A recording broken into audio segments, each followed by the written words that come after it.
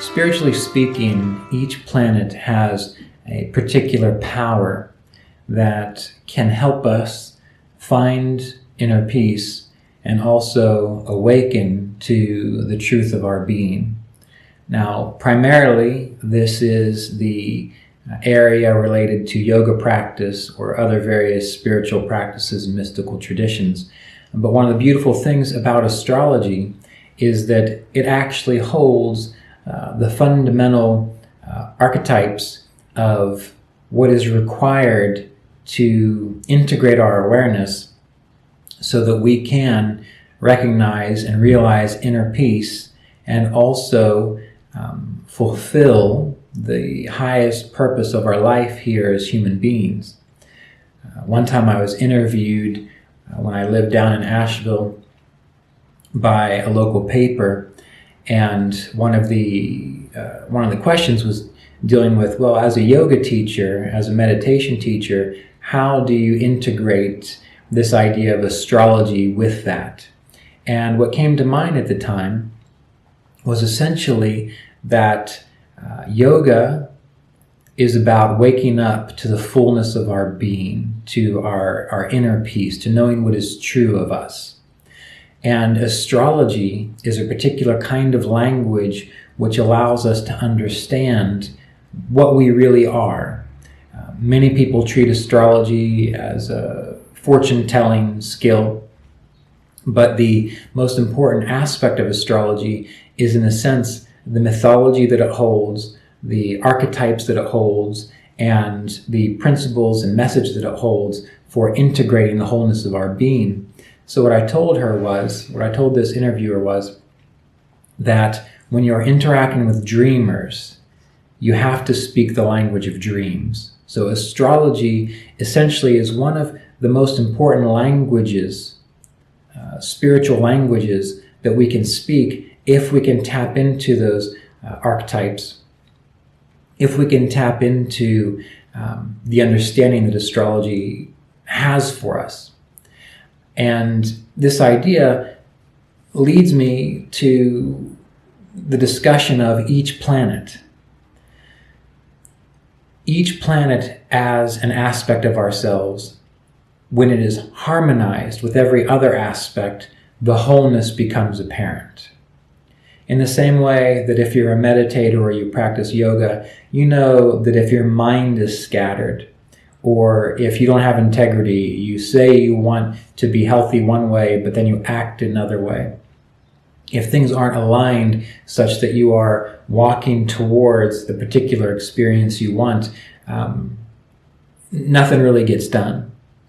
So the planets themselves, being aspects of ourselves, they have a role to play, and each role is necessary, is required.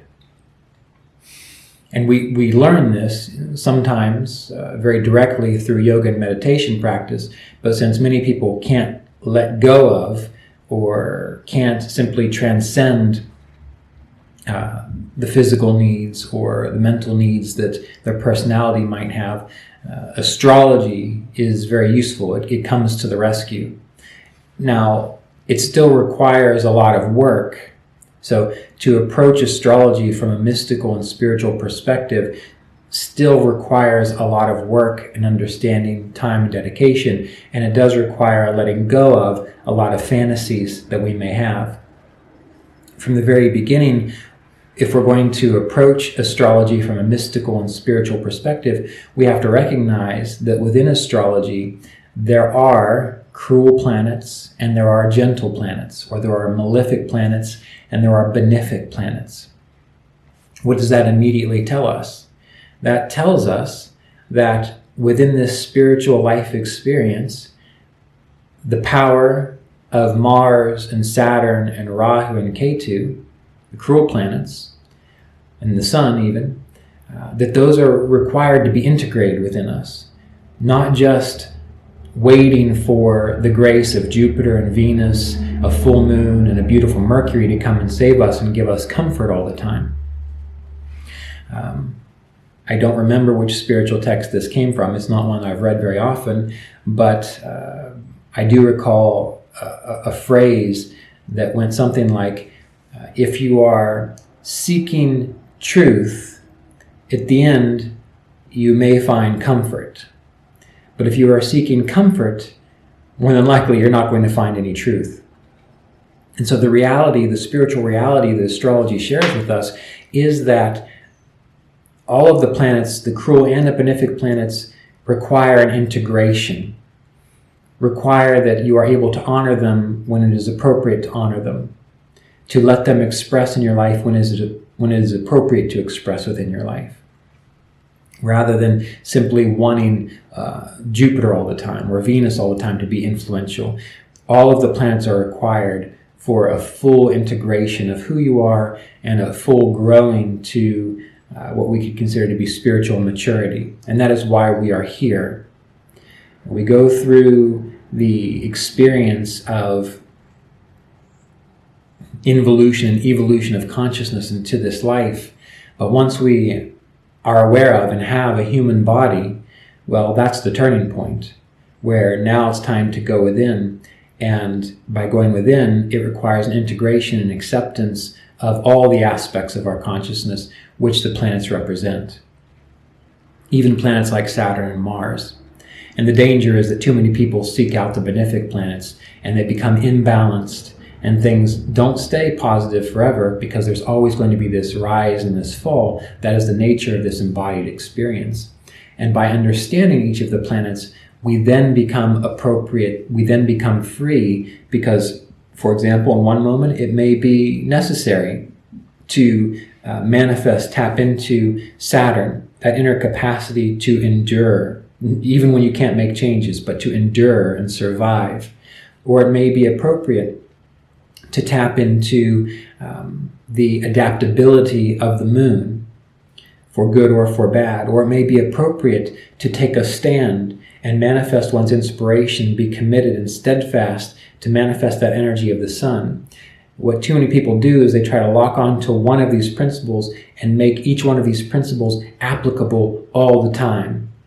All the time. So they become rigid in one way or another. Rigid towards the benefics, rigid towards the malefics, rigid towards one particular planet, and then an imbalance occurs. When really the mystical and spiritual freedom that astrology can provide, if we can understand it and how to integrate these planets, comes from always being appropriate to the moment. Always knowing, okay, is it time to manifest Saturn? Is it time to tap into the problem-solving ability and the quick, decisive action of Mars? Is it time to broaden our mind and look at other perspectives of Mercury? Is it time to consider what is going to lead us to higher fulfillment, manifesting that quality of Venus?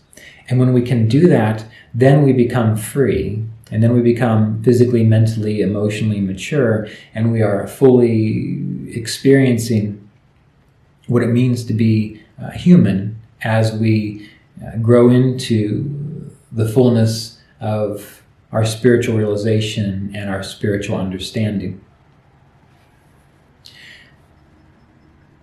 To do this requires a lot of self-study, so it is useful if one does have some sort of meditation, contemplative practice, because you have to take some time to wonder, well, what is really the highest manifestation of Mars? What is the highest manifestation of Saturn, Venus, Jupiter, the Moon, the Sun, Mercury, and so on? What are those? And once you have the capacity to study and contemplate that, then comes the work, where you move from the mental philosophical understanding to deciding, okay, now I'm going to learn how to actively apply these principles in my life such that I can live freely, such that I can embrace the suffering of Saturn when it is appropriate, such that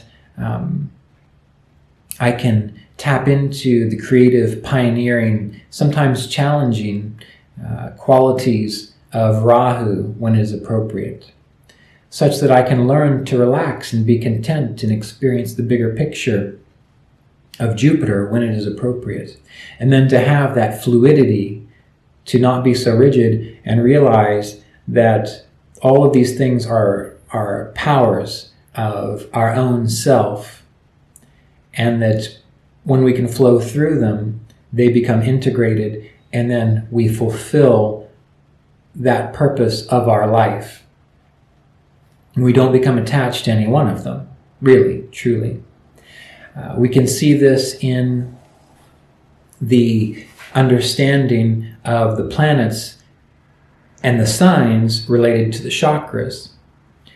In Sri Yukteswar's text, The Holy Science, there's a discussion of how each chakra is said to be like a church. And this is related to the book of Revelation as well. Each chakra is said to be like a church.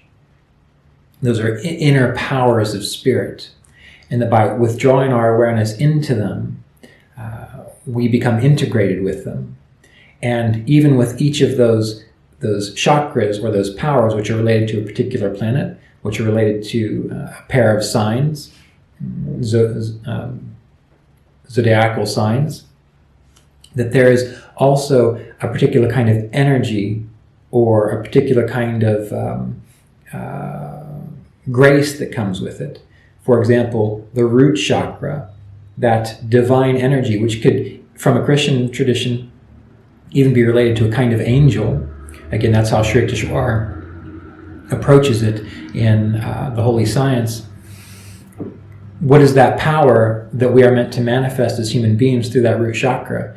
The ability to do what needs to be done, to survive, to endure and work through hardships.